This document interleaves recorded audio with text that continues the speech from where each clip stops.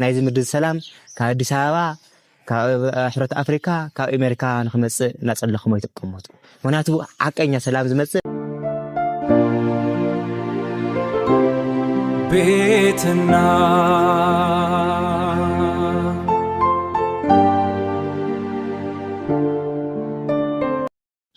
በስመ አብ ወወልድ ወመንፈስ ቅዱስ አሃዱ አምላክ አሜን። ናይ ፈጣሪ ናይ ቦታትና አምላክ እግዚአብሔር አምላክና ናይ ኩሎም ሰማያት ምድሪ ዝፈጠረ ናብዛ ሰዓት እዚኣ ንክንበፅሕ ስለዝፈቀደልና ክብርና ምስጋና ንእግዚአብሔር አምላክና ይኹን እሞ ኩለኹም ናይ እግዚአብሔር አምላክና ፍቃድ ኮይኑ ናይ ቤትና ኢንተርቴይንመንት ተኸታተልቲ ኣሕዋትና ኣቦታትና ኣሓትና ህዝበ ክርስቲያን ብሽም ለባህሪ እግዚአብሔር አምላክና ደሓን ሓዲራትኩም ደሓን ደውላትኩም ደሓን ደቀኒኻትኩም አሜን። መልአተ ፍቅሩ መጨረሻ ዘይብሉ እግዚአብሔር አምላክና ኃጢአትና ከይተመልከተ በደልና ከይረአየ ነዚ ሰዓት እዚ ከም ንበፅሕ ጌርና እዩ እሞ ክብርና ምስጋና ንእግዚአብሔር አምላክና ይኹን እሞ ፍቃድ እግዚአብሔር አምላክና ኮይኑ እዛ ዓለት እዚኣ ብሰናይ ፍቃድ እግዚአብሔር አምላክ ተራኺብና ኣለና እሞ ፍቃድ እግዚአብሔር አምላክ ኮይኑ ዝተወሰነ ሃይለ ቃል ለሊና ክንዘራረብ ኢና ንዘራረበሉ ሃይለ ቃልና ኣብ መዝሙረ ዳዊት መዝሙር 33 ፍቅዲ 14 ዘሎ ሃይለ ቃል ጌርና ክንዘራረብ ኢና። እዚ ሃይለ ቃል እዚ እንታይ ዝብል ስሳ ለሰላም ወዲግና ንሰላም ድለያ እንደገና እውን ሰዓባ ኢሉ ልበ አምላክ ዳዊት ብዝተናገሮ ሃይለ ቃል ጌርና ክንዘራረብ ኢና። እዚ ሃይለ ቃል እዚ ዝተናገሮ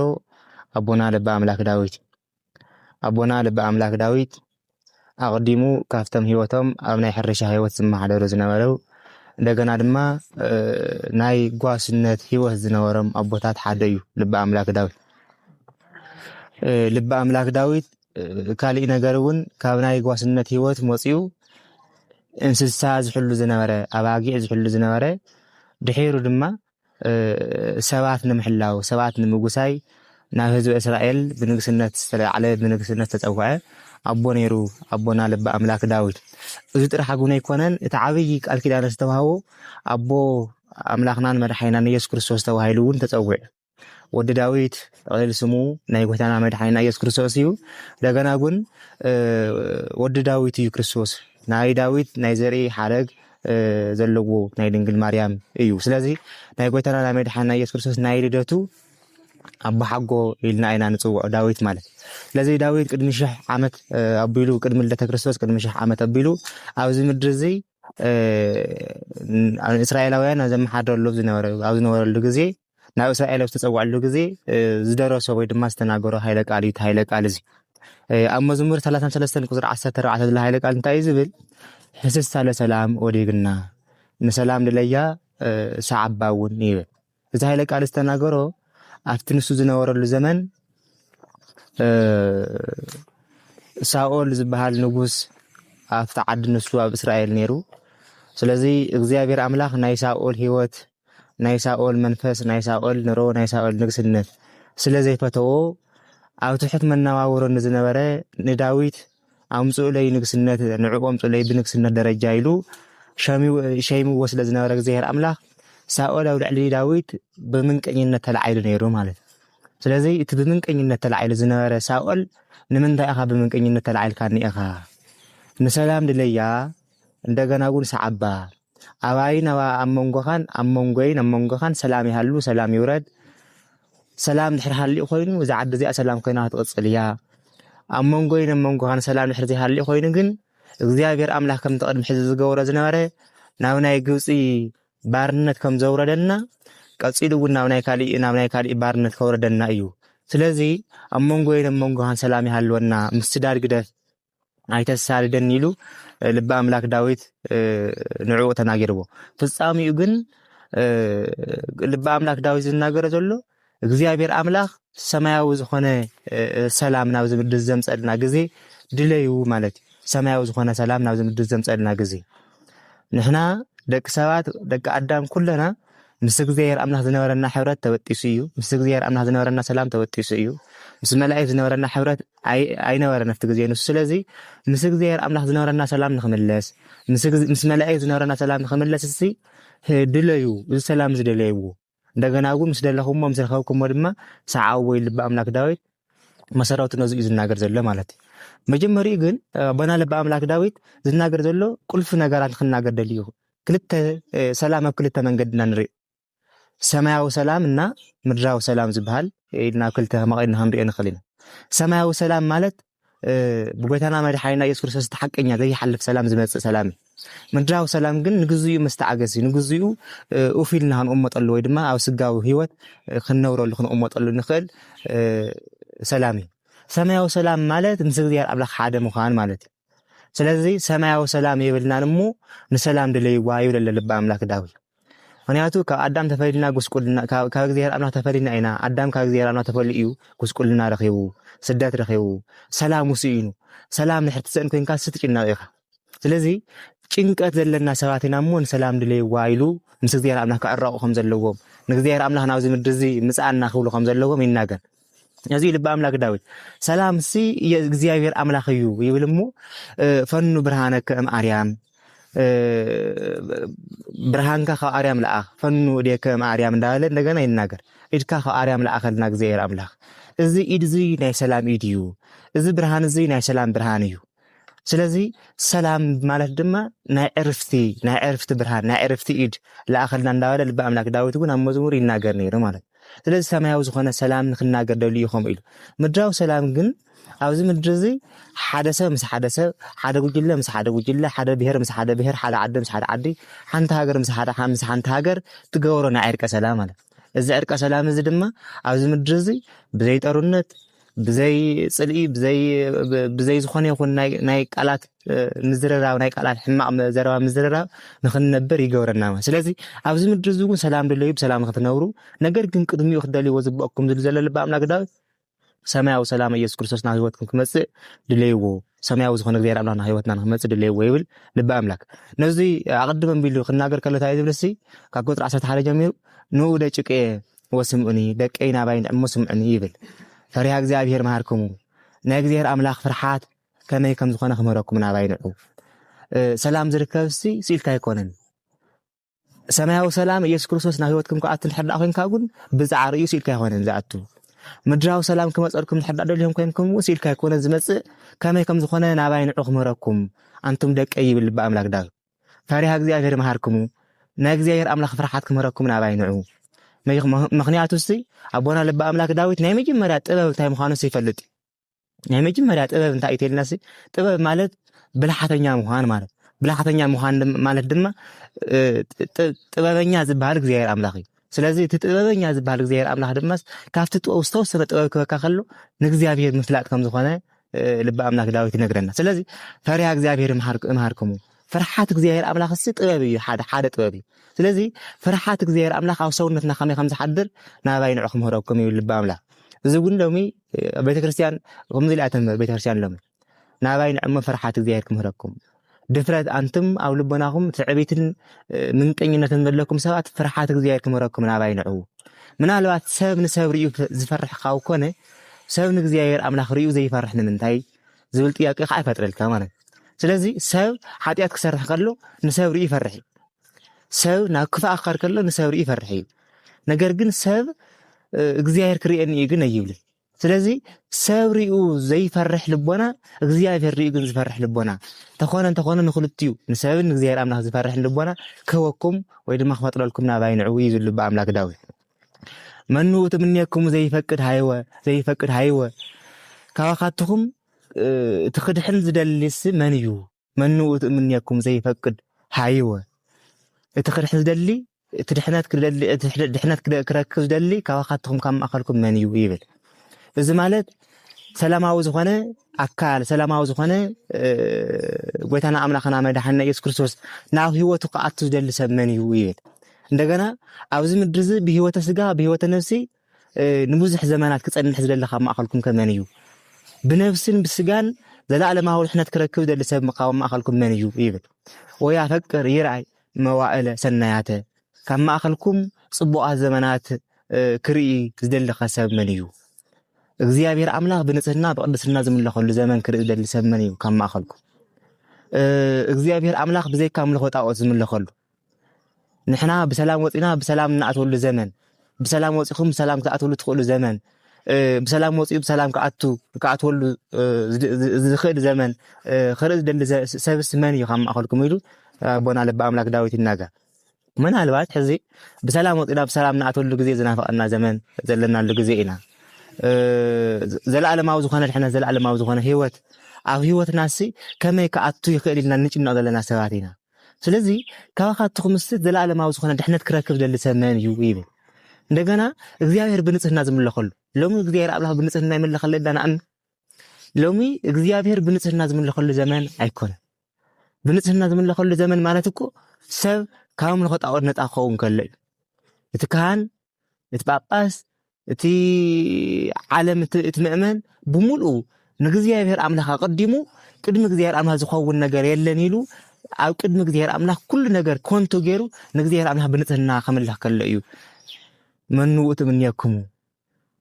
ወይ ይርአይ መዋዕለ ሰናያተ ጽቡቕ ዘመን ክሪኤ ደሊ ኻኻትኩም መን ይዙር ዘለል በአምላክ ዳዊት። ስለዚህ ጽቡቕ ዘመን ጎይታና መድሓኒና ኢየሱስ ክርስቶስ ብቅድስና ዝምለኸሉ ዘመን ማለት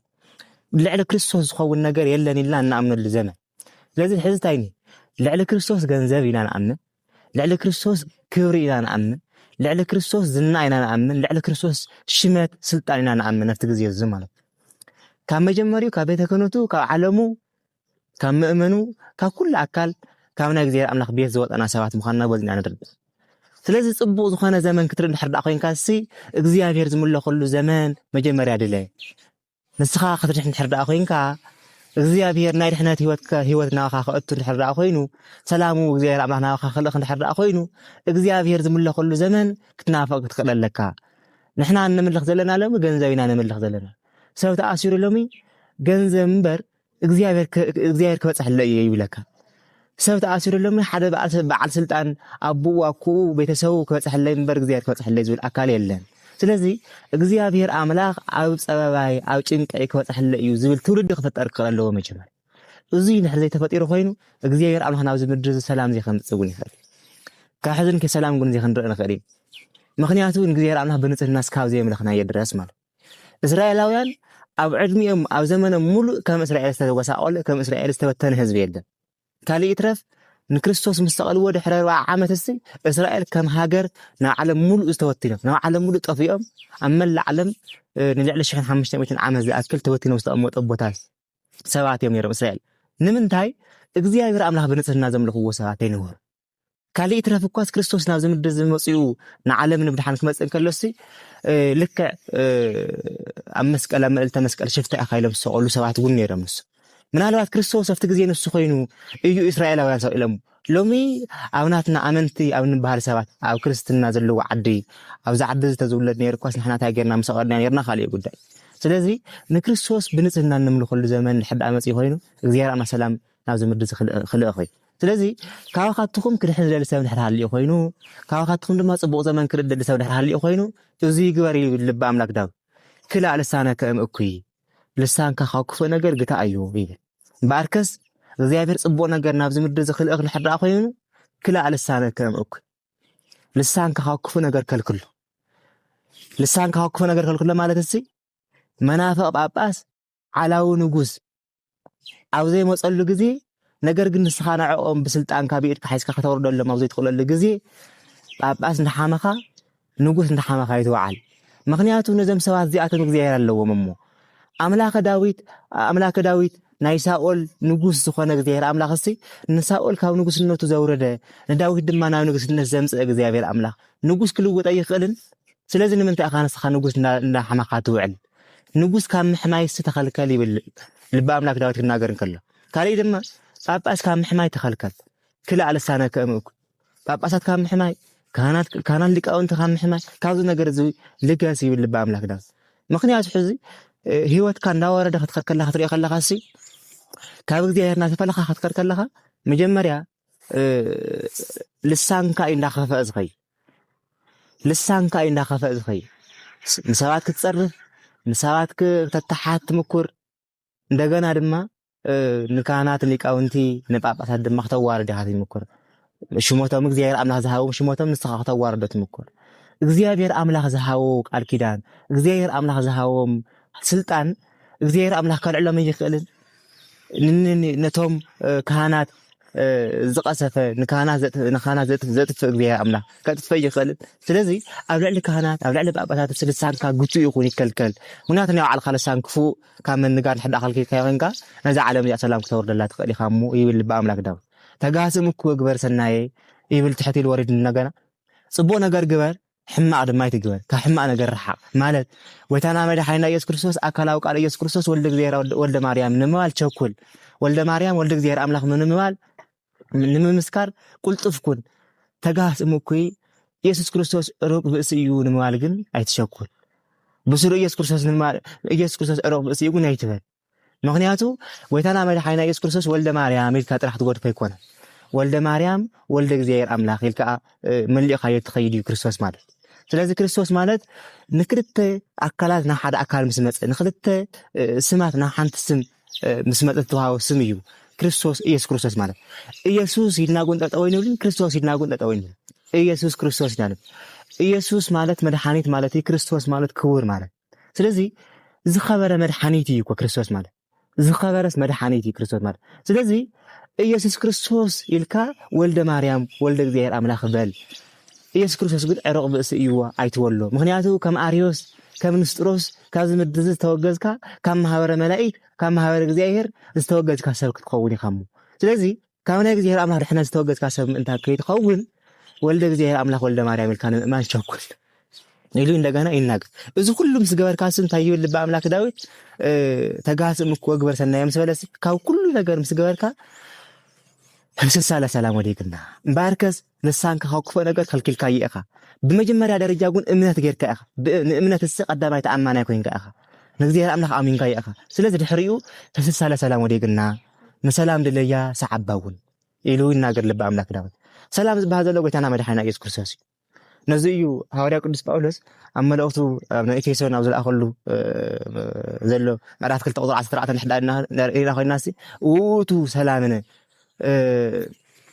ውእቱ ሰላምና ኢየሱስ ክርስቶስ ንሱ እዩ ሰላምና ሓቀኛ ሰላም ነቶም ክልተ ዝተፈላለዩ ዝነበሩ ኣካላት ሓደ ዝገበረ ነቶም ክልተ ተረሓቆም ዝነበሩ ኣካላት ዘቀራረበ ነቶም ክልተ ኣዝዮም ብቦታ ደረጃ ብርሕቀት ደረጃ ተፈላለዩ ዝነበሩ ሰባት ኣካላት ናብ ሓደ ዝገበረ እዩ ኢየሱስ ክርስቶስ ማለት ኣብ ማእከል እግዚአብሔርና ኣብ ማእከል ሰብ ዓብይ ዝኾነ ርሕቀት ነይሩ እዚ ርሕቀት ዝናብ ሓደ ዝገበረ እዩ ኢየሱስ ክርስቶስ ማለት ሰላም ማለት እዚ እዩ ኣብ መንጎ ሓደ ሰብን ኣብ መንጎ ሓደ ሰብን ተረሓቆ ዝነበረ እዚ ጽልኢ እዚ ግድግዳ ጽልኢ እዚ ዘፍርስ እዩ ሰላም ማለት ስለዚ ኢየሱስ ክርስቶስ ማለት በዓሉ ሰላም ስለዝኾነ ኣብ መንጎ እግዚአብሔርን ኣብ መንጎ ሰብን ዝነበረ ጽልኢ ኣፍሪሱ ሰላም ዝገበረ ኢየሱስ ክርስቶስ ማለት ስለዚ ሰላም ዝበሃል ዘሎ ኢየሱስ ክርስቶስ እዩ ይብል እንደገና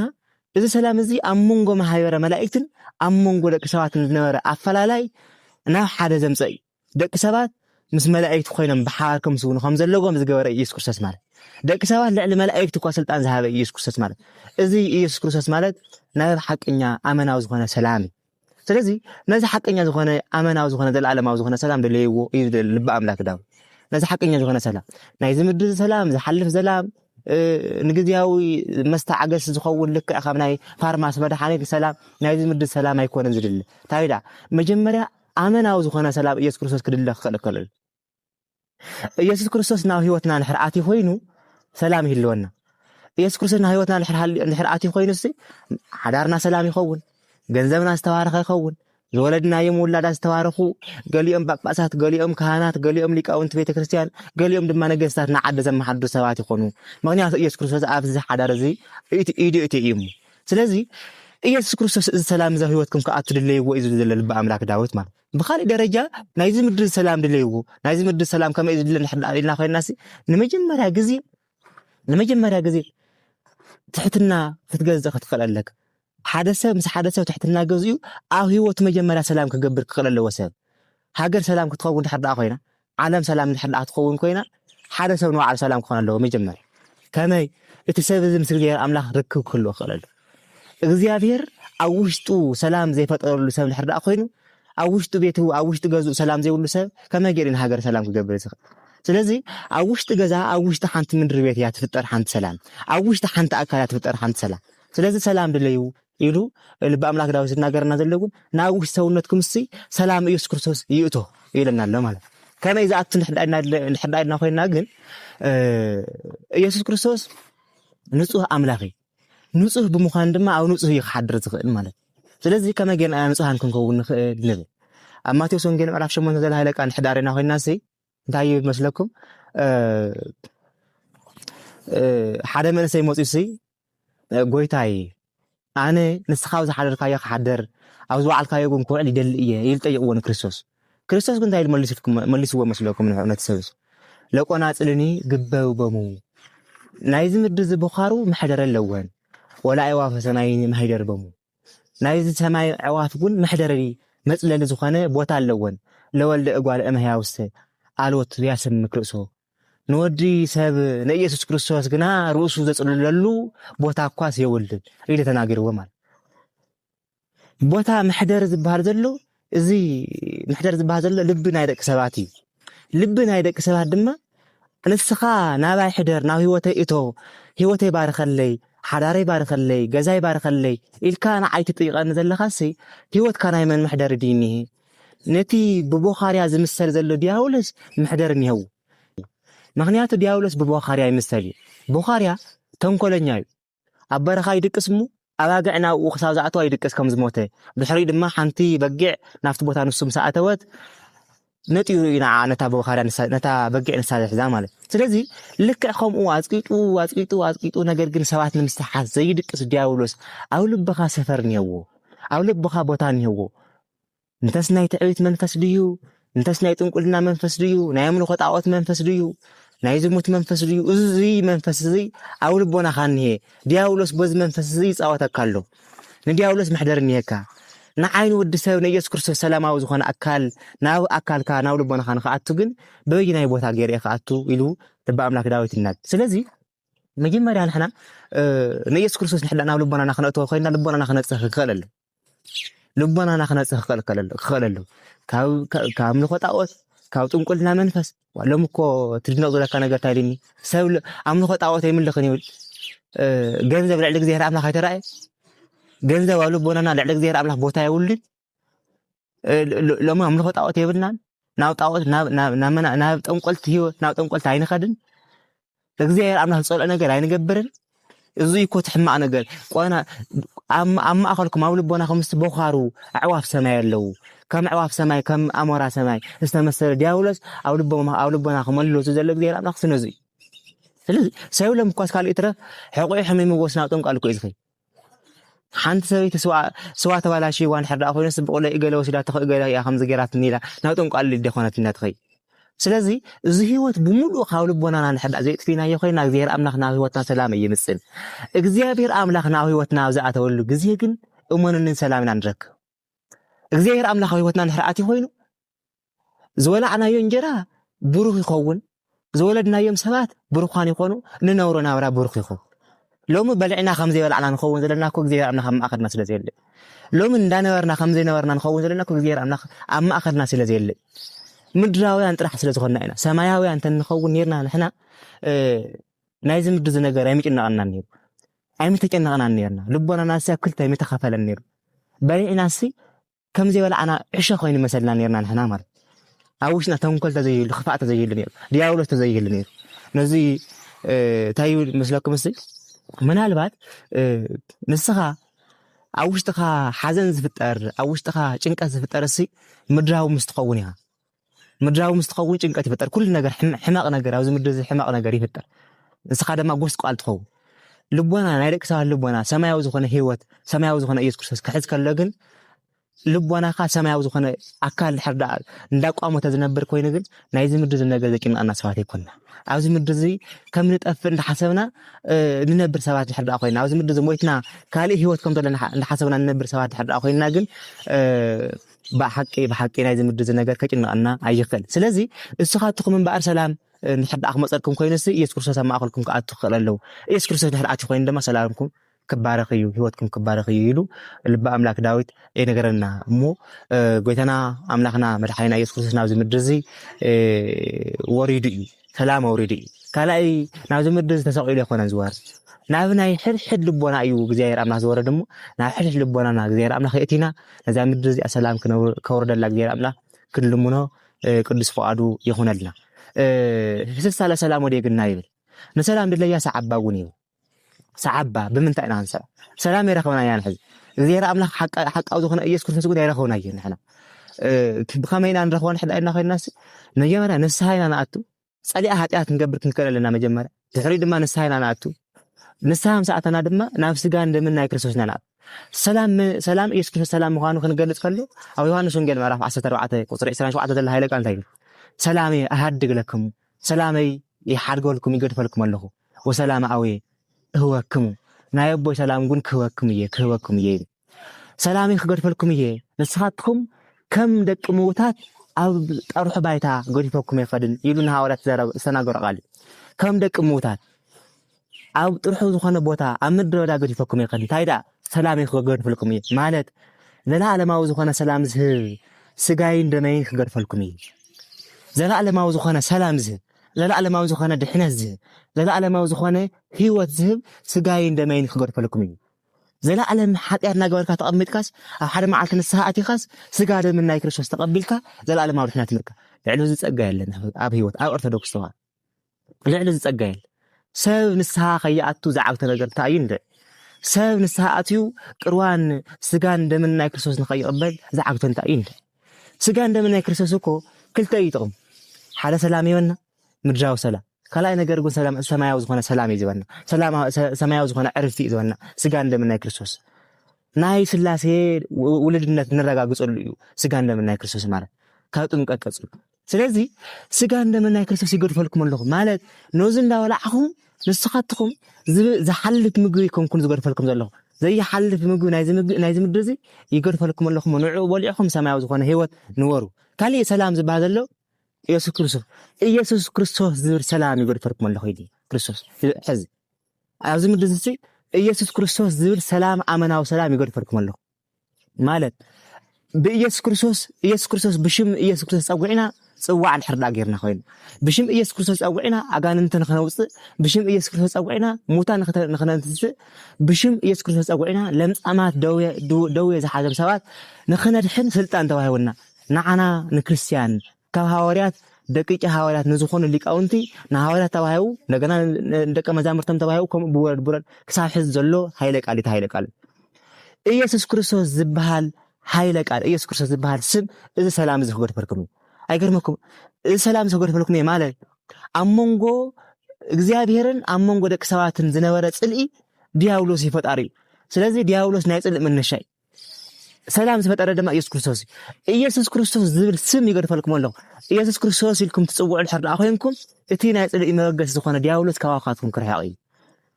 ሎሚ ኣብ ገዛውትና ኣብ መንደራትና ኣብ ከተማና ኣብ ሃገርና ኣብ ክልልና ኢየሱስ ክርስቶስ ዝጽውዐሉ ስም ኣሎ ድዩ ፕሮግራም ተዳልዩ ናይ ኣጋንንቲ ዳንኬራ ዝግበረሉ ናይ ኣጋንንቲ ስም ዝጽውዐሉ ፕሮግራም ይኾንና ነገር ዓዲ ክርስቲያን ተባሂሉ ዓዲ ምእመናን ተባሂሉ ዓዲ ክርስቶስ ዓዲ ድንግል ማርያም ዝተባለ ቦታ እዚ ቦታ እዚ ናይ ኣጋንንቲ ሰፈር ዝገበርና ሰባት እኮ በዓልና ኢየሱስ ክርስቶስ ኢልና ንጽውዐሉ መድረኽ ተንገብሮ ነርና እኮ እግዚአብሔር ኣምላኽ እዚ ስም እዚ ዘለዓለማዊ ሰላም እዩ እሞ ዘለዓለማዊ ሰላም እንዳቆመትና ከም ንነብር ገይሩ ነዛ ምድሪ እዚኣ ሰላም ገበርና ነይሩ ማለት ስለዚ ወሰላም ኣዊ እህወክሙ ኢሉ ቀፂል ነገር ናይ ኣቦይ ሰላም ግን ክህወክሙ እየ ማለት ኣብዚ ምድሪ እዚ ብኢየሱስ ክርስቶስ ዝብል ስም ጸኒዕኹም ንሕዳ ነርኩም ኮይንኩም ንድሕር ኣሚንኩም ኮይንኩም ስጋይን ደመይን ንሕዳ በሊዕኹም ኮይንኩም እውን ናይ ኣቦይ ሰላም ክህወክሙ እየ ናይ ኣቦይ ሰላም ማለት ኣቲኻ መውፃእ ዘይብላ ሓጎስካ ሓዘን ዘይብላ እንደገና ድማ ሓደሻ ጥዕና ረኺብካ ሕማም ዘይብላ ቦታ መንግስቲ ኣምላኽ ክህወክሙ እየ መንግስቲ ሰማይ ከውርሰኩም ንሕና ከም ተራ ደቂ ሰባት ኣብ በረኻ ንድብሮ ሰባት ኣይኮን ከምቶም ዘይኣምኑ ኣህዛብ ሰባት ካብ መንግስቲ እግዚአብሔር ኣምላኽ ወፂና ናብ ካልእ ንኣቱ ሰባት ኣይኮንና ብክርስቶስ ንነብር ሰባት እንድሕር ደኣ ኮይና ኣብ ናይ ክርስቶስ ህይወት ኣብ ናይ ክርስቶስ ቤት ኣብ ናይ ክርስቶስ ገዛ ኣብ ቤተ መቕደስ ንነብር ሰባት እንድሕር ደኣ ኮይና ዘለዓለማዊ መንበሪና መንግስቲ ኣምላኽ መንግስቲ ሰማያት ስለዚ ወሰላም ኣዊ እህወክሙ ናይ ኣቦይ ሰላም ክህወክሙ እየ መንግስቲ ኣምላኽ ትበሃል ክብርቲ ቤት ከውርሰኩም እየ መንግስቲ ኣምላኽ تبهال كبر زخانة سم كورسكم يبل لب أملاك قوتنا أملاكنا ما حيدنا يسوع كريستوس ماله سلازي نحنا سماء وزخانة منجستي نورس مخانو ندافلتنا إنا عاوز مدرسة خنص نحس قبلنا إمبر عاوز مدرسة سلام تزيهلو عاوز مدرسة عرق تزي ورد نوعلو سلامنا ناتنا سماء وسلام عاوز مدرسة سلام تزيهلو نوعلوس بزح نحازز قبلنا سواتي كنا نمو بقونت انتخوانا زيارة أملاك سمعنا ربنا سمعنا نزو مدرسة سلام كوردنا نسألي تزي خوينو ግን አምላኽና መድኃኒትና ኢየሱስ ክርስቶስ ለና ዘሎ መንበሪኹም ሰማያዊ እዩ ቦታኹም ሰማያዊ እዩ ሰላምኩም ኣብ ሰማይ ትዝበዝሕ ሰላምኩም እሞ ነቲ ናይ ዘለዓለማዊ ዝኾነ ሰላም ኢየሱስ ክርስቶስ ድለይ ወንበር ናይ ዝምድር ሰላም ካብ አዲስ አበባ ካብ ሕብረት አፍሪካ ካብ አሜሪካ ንኽመጽእ እናጸለኹም ይተቀመጡ ምክንያቱ ዓቀኛ ሰላም ዝመጽእ ካብ ገዛኻ ወፂ ካብ ገዛኻ ምስድራኻ ንሕዳ ሰላም ሃሊካ ኮይኑ እግዚአብሔር አምላኽና ገዛኻ ሰላም ይውር مسكالي نحد سلام هاللي خوينا تقاولي رسالة سلام يورد الله جزيرة أملاخ مسكل حنت خلي مس حنت خلي سلام نحد اللي وين جزيرة أملاخ سلام دا عدل يزخي كان حد سب كان حد جزاء يجي مر سلام أمه أو جزانا أكلاوي قال يسوع كريستوس أو جزانا نخاتو نفكر له تحريو جزيرة أملاخ سلام خجول لنا أمه أم ناي سلام أملاخ جزيرة أملاخ سلام ناي وزحيو كرنا مسجنا جزيرة أملاخ نايخون حس سلام وريقنا سلام دليا ساعات باقول بزول تمرتي تماهرنا إنامو سمارنا تمرتي أوزنا لبنا نحضرنا بسؤال لك زيابير ولا لكن ولا مسكلكم